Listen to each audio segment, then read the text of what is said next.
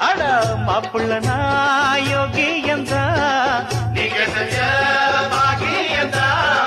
மாப்பிள்ள நான் யோகியந்தா நீங்க செஞ்ச பாகியந்தா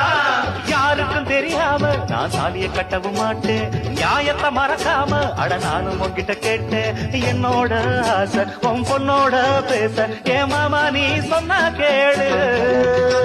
மாமா உன் பொண்ண கொடு ஆமா சொல்லிப்புடு இது சாமி முட்டை முடிச்சு அது தாண்டா பொண்ணு முடிச்சு இது சாமி முட்டை முடிச்சு அது தாண்டா பொண்ணு முடிச்சு